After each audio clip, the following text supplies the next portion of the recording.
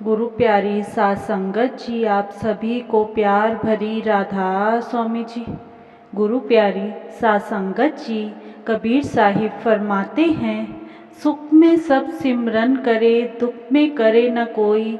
जो सुख में सिमरन करे, फिर दुख कैसे होए। संत कबीर जी को कौन नहीं जानता। कबीर साहिब जुलाहा थे।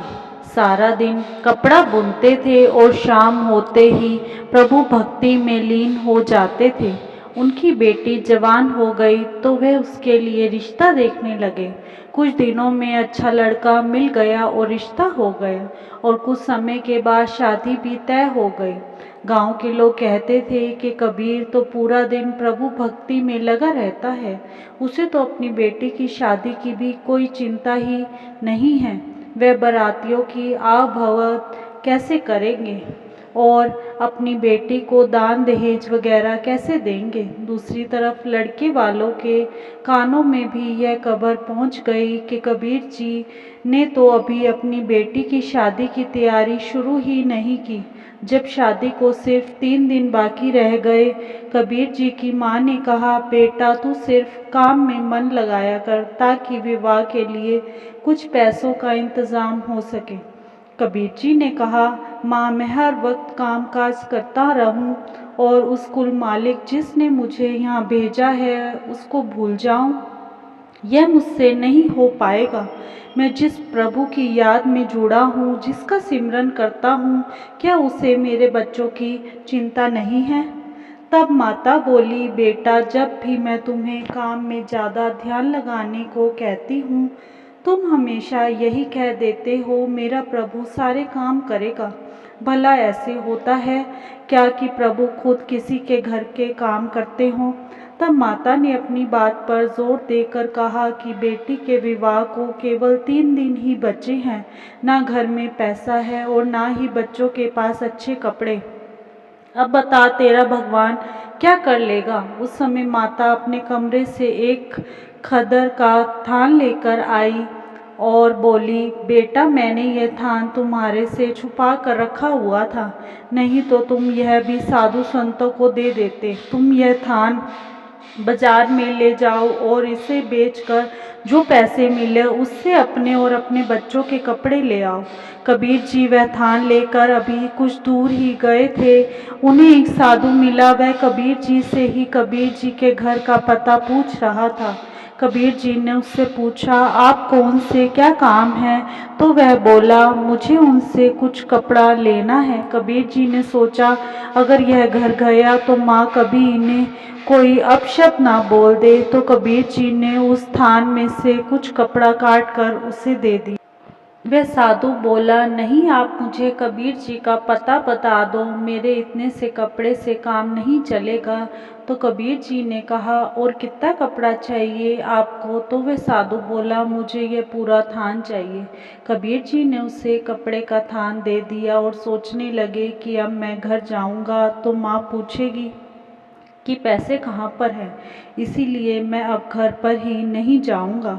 कबीर जी घर से दूर नदी के किनारे पर जाकर उस भगवान का सिमरन करने लगे और बोले, भगवान मैंने आप पर सारी उम्र विश्वास किया, मुझे मालूम है जो आप पर पूरा विश्वास करते हैं उसके सारे काम आप करते हो।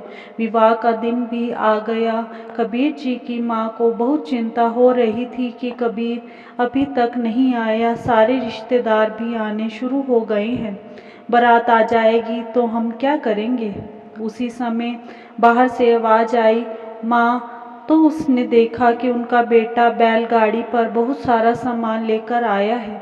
माँ अपने बेटे को देखकर हैरान हो गई। उसने बहुत सुंदर कपड़े डाले हुए थे और बच्चों के लिए भी बहुत सुंदर सुंदर कपड़े लाया है। माँ बोली, बेटा तुम यह सब कहाँ से लेकर आए हो।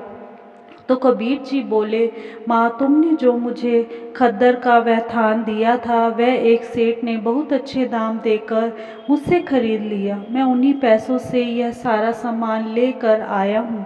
माँ सोचने लगी कि हमने आज तक खद्दर ही तो बेचा है, कभी किसी ने इतने पैसे नहीं दिए और आज एक थान बेचने से इतना सारा सामान आ गया है। बैलगाड़ी से उठाकर सारा सामान घर के अंदर रख दिया गया। सब ने नए कपड़े पहने। थोड़ी देर में बारात भी आ गई। चारों तरफ शाही खाना बन रहा था। सब ने बारात का स्वागत भी बहुत अच्छे से किया। कबीर जी के घर पूरा गांव पहुंचा हुआ था उनकी मदद करने के लिए। कुछ लोग उसमें तमाशा देखने वाले भी थे कि कबीर जी यह सब कैसे करेगा। कबीर जी ने बारात को अपने हाथों से खाना परोसा। शाही खाना देखकर सब हैरान थे। लड़के वाले सोच रहे थे कि लोग झूठ बोल रहे थे कि कबीर ने तो अपनी बेटी की शादी के लिए कोई तैयारी नहीं की। कबीर जी ने शाम को अपनी बेटी की विदाई बहुत दान दहेज देकर शान से की।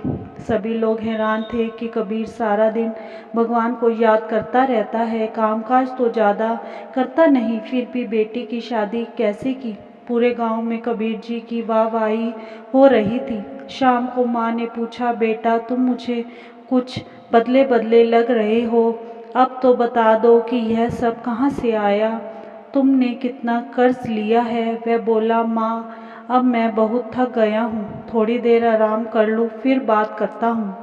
माता को पूरी रात नींद नहीं आई कि मेरा कबीर आज मुझसे कुछ छिपा रहा है। पहले तो मुझे सारी बात बता देता है।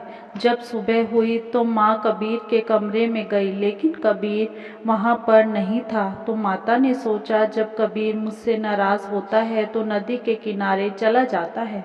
माता भी नदी के किनारे पहुँच गई और देखा कबीर वहाँ पर बैठा था।